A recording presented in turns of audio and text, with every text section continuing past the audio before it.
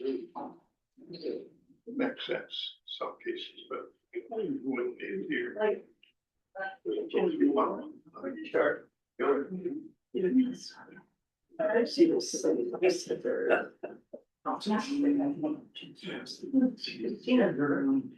No, no.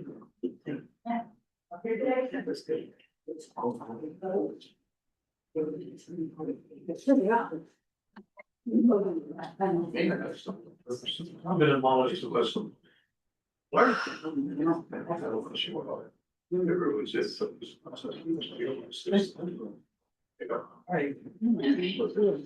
Made a point of it. Ready to start? Okay. Okay, we'll call the meeting to order. And just to let you know, we do have Zach Portmarsh online. Okay, get to him in a minute. We need an approval of the agenda. Do you have anything, Denise, to add to? I have a motion then to approve the agenda. John? And Richard, second. No. Any declaration of pecuniary interest? Okay, Can I get my name spelled right on the? What? Did I spell it wrong? Yeah. On the minutes from the last meeting. Oh, I apologize, John. I will correct that. Okay. It's just an odd duck anyways. we'll go on to, here are no other declarations of pecuniary interest. We'll go on to the minutes of the June 16th office and admin meeting. Motion to put them forward. John? Richard, I guess. Anybody have any questions about it?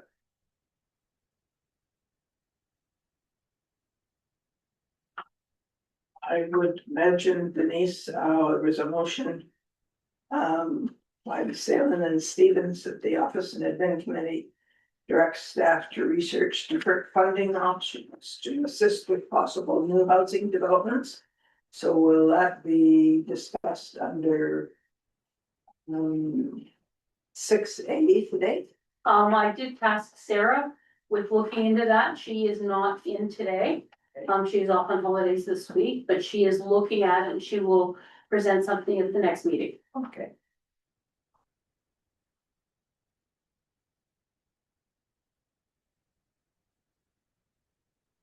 Okay. Or next. So we have a delegation today from our integrity commissioner, Zachary Portmarsh. So Zachary, if you are online, it's your turn. Thank you very much, Madam Chair. I'll be brief in accordance with our usual custom. I am just here to provide the municipality with a report. I will read the executive summary, and then I will be providing the full report to the clerk. So during the month of June 2025, the Integrity Commissioner received a complaint naming Councillor D. Stevens as respondent and alleging breaches of the Code of Conduct. The allegations related to comments made by Councillor Stevens arising from a meeting of the Finance and Economic Development Committee meeting of Council. The allegations included that the respondent made false comments about the complainant, which damaged their reputation and credibility, as well as accusing the chair of the committee of making light of the issue in question. Following receipt of the complaint, the Integrity Commissioner requested and reviewed relevant documents from the municipality and conducted the required interviews. Following the completion of the inquiry process, the Integrity Commissioner provided a preliminary copy of the report to the complainant and respondent for comment. The complainant and respondent were invited to provide comment if desired. The Integrity Commissioner does not find that there has been a violation of the Code of Conduct by the respondent as alleged in the original complaint. Accordingly, no recommendations are made for council and any penalty as no violation of the Code of Conduct is found. So that concludes the executive summary. As said, I'll provide the full version to the clerk imminently. Anyone have a question for Zachary? So as soon as Zachary provides it to me, I will give it to council and it'll go to council for acceptance at the next council meeting.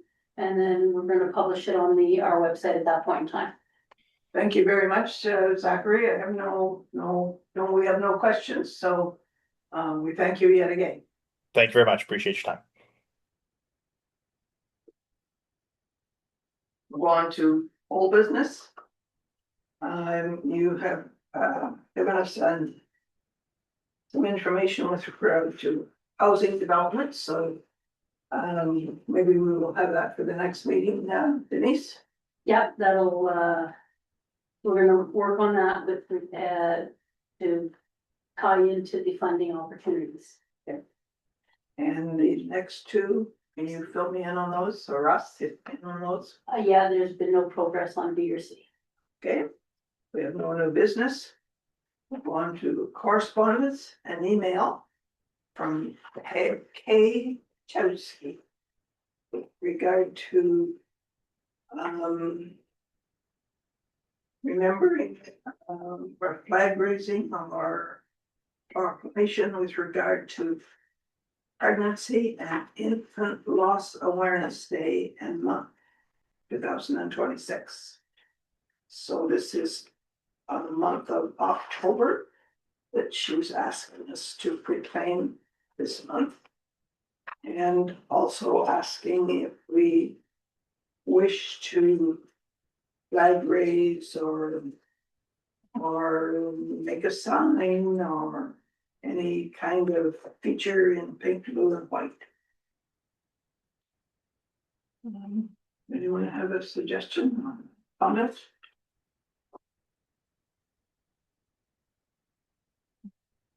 Richard? Yeah, I think it's a good cause, and obviously the person that's involved is directly involved, and we wish her well in her journey, but I personally don't agree in using our flag for every purpose that comes along. It's meant for the provinces and the federal government, and kind of think that's the way it should stay. Do you have any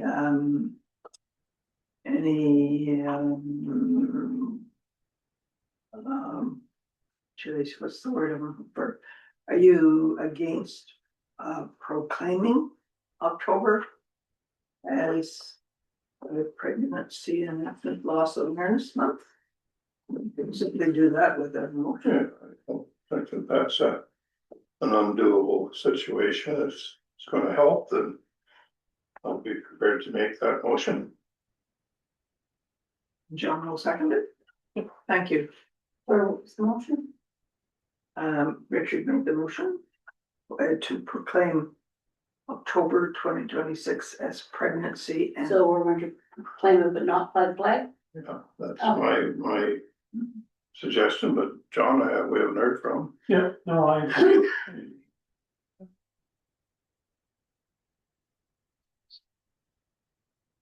And we will go on to 8B. A letter from the Ministry of Municipal Affairs with regard to the strong mayor's powers.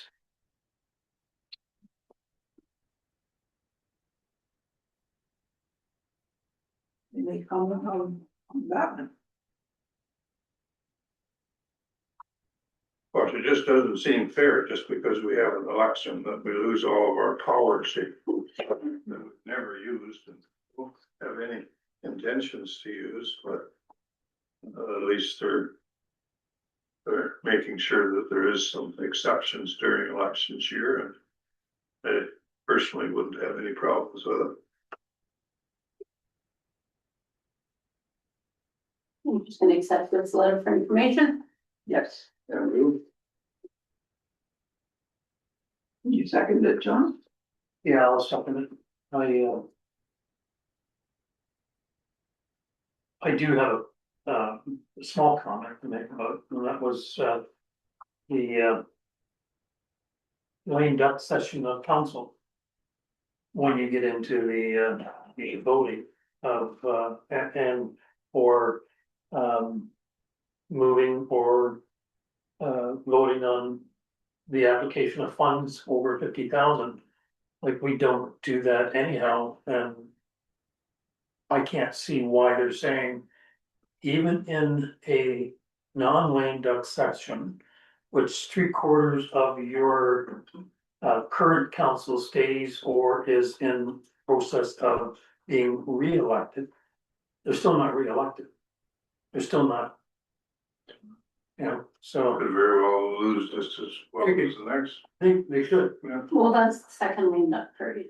Is that what that is? The Yes. second lame duck? So the first lame duck period goes from nomination day till election day, and if not more than 75% of your old council is running, then you are lame duck. If you have more than 75%, which is 5 out of 7, which we have now. So currently, we will not be lame duck. So there shouldn't be anything that restricts council to vote on those things until the election day in October. And then depending on the makeup of the new council, if the new council is more than 75% of the old council, so if 5 out of the 7 get re-elected, currently only 6 is running, so 5 out of those 6 that are running get re-elected, then you are still not lame duck. Yeah, but the point is, if they get re-elected. Yes, so if So you still have- 75% don't get re-elected, then you're lame duck from election day until the day you take office. So any of the motions carried forward to the point of the election, what happens to the motions? Do they get reversed if there's something that ends up happening that you don't get? Well, the clerk is authorized up to a certain point to continue on with those kind of decisions. However, I generally probably would just make them wait till the new council to be Okay. authorized by the new council. Yeah. That's kind of answering the question there. So- Yes. Oh, yeah, like, I mean, I wouldn't enter into any contracts without council's authority. Even through the lame duck period, I would wait till the new council was then elected. And we would bring those matters, because I mean, from election day to the till, your swearing in day is what, 3 weeks kind of thing? Yeah. Yeah, 'cause you could do it in mid-November kind of thing. Yeah. So it's not gonna be that long to wait before the new council then can make decisions on anything that's pending. So all we need is a motion to accept this as information today. Yes. Motion. Yeah, it's already been done. Okay. Richard got it. And so we're going on here to financial donation record.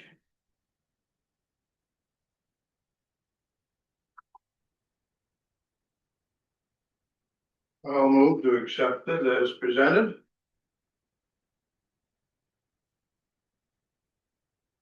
We've spent $15,600 to date.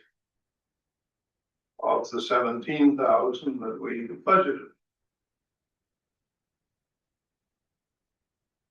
Madam Chair, Yes. So, what about the in-kind? Does that not include? Like we have 600 for Focus Guild and 1,400 and 150, 1,900 and 900. Is that not part of the 17,000? Thanks, so was it Denise? No, it's not. Those are treated as a loss of revenue. Rather than an expense. Your donations are considered expense. Your in-kind is treated as a loss in revenue. Okay, I disagree, but anyways. I kind of do, but that's the way it's set up, so. No, that's fine. It's counter to our revenue account. Right, but it's still money that we don't have, which we still end up having to put up. Yes. Yes, there you go. Okay, that's good. So you're over your budget, Linda. Still, I have $1,400 left, don't I? The way I look at it. That's okay. I'm just teasing you. Okay. So Richard, made the motion. I need a seconder. John. Johnson. And then we're going to look at the year-to-date for office and admin, motion put it on the table. John, Richard. Um. Richard, have you got some yellow marks? I do, but these are just observations. Audit fees, why do we have two of them? We have one audit fees that we budgeted 38,000. And we've spent a little over 26 of that. The other one is audit fees called under assessment management for a budget of 5,000, 5,500 rather, and we haven't spent any of it, and I didn't really know what that one was for. We have a contract with, I think it's PSD Citywide to prepare, the asset management papers for the audit. It's just like, it's a separate contract, so we set up a separate account for it.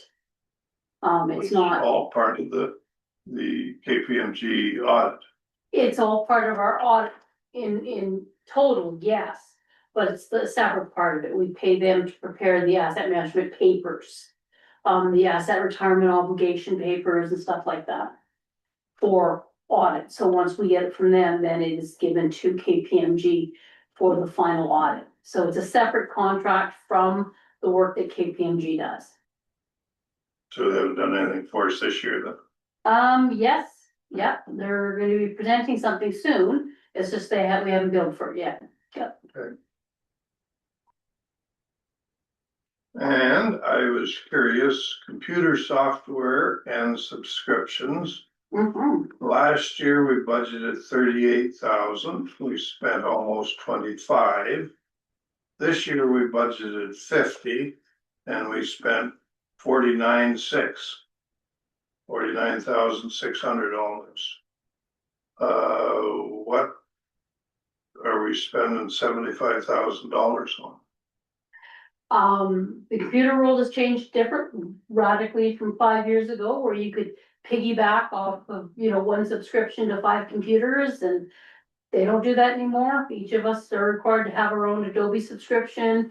Each of us are required to have our own email address, like proper through, Access and Microsoft. All of the computers are required to have their own separate license.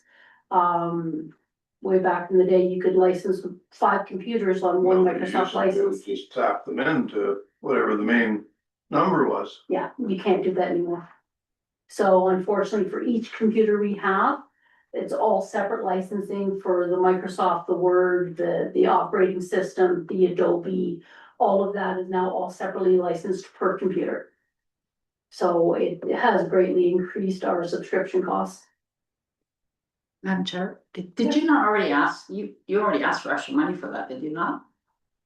Were we not overspent on that to be like? Not this time, but at the last 2 meetings ago? I can't, I don't remember, okay, sorry. no, that's fine, Denise. That is something we're still actually getting a handle on, is to figuring out how many subscriptions we have out there and who are they with, and because it's not just necessarily, they're all the individual subscriptions that we pay for, like our Zoom subscription. We pay a monthly subscription to that, our Canva subscription, so that we have the ability to produce posters and documents, and all of these things are stuff that we acquire every year. With, new subscriptions that come out, new programs that come out that we need and use, and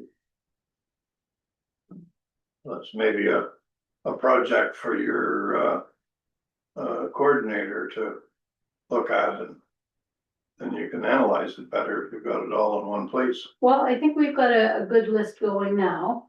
When Michael was working for us, he did a list. So he at least started the basics to figure out which computers have what subscriptions, and how many subscriptions that we have, and do we need all the subscriptions that we have, and he started a list for that at the beginning of the year. So, we're tracking it now. That's all I have, Madam Chair. I'd like you to explain to me, Denise, interest on internal loans. That's 57,000 set aside. Want to fight over that, Richard? Go on. Because I can see the look on your I'm face. just gonna You smile. gotta smile. Well, maybe I shouldn't ask him. Yeah, because Richard and I disagree at this point, but we do, when we have, capital purchases that we make with our reserves, we set up what's called an internal loan. So we basically loan ourselves the money through the reserves, and then we specifically have it set that we need to pay ourselves back through taxation to rebuild the reserves, but we're paying ourselves back with interest. So the interest that we pay to our reserves for the amount that we borrowed from it, that's what that is. And it is an actual expense that we expense to the taxpayer. Just so that we can pay it back to reserves. Just want to ask you your opinion. Why, I could go on for a day or two, but we'll just do it. Okay. So I did get a motion for that, didn't I, Denise? Yeah, John and Richard. Okay. And so that's no in camera, so now I need an adjournment. John. Richard. Thanks, everybody. Shortest meeting on record. So I'm just gonna stop the recording and then I will restart it for the next meeting, so that way I don't have to separate it. So, We have to wait till 5 o'clock to start No. the next. No, not me. You can't just go ahead and start a meeting. People might wanna come and check in and hear. you wanna wait for 40 minutes for the next meeting, I Richard? think. I'll squash that, no, we're gonna go right ahead because I think Mr. it's duty for There's 5 minutes. Okay, well, you can argue, but I just gotta No, stop the we're recording. not waiting.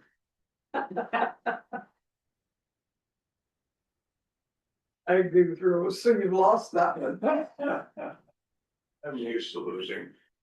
I have a wife that's always running somewhere. That's good. She's doing all the PR work for you. Mm-hmm.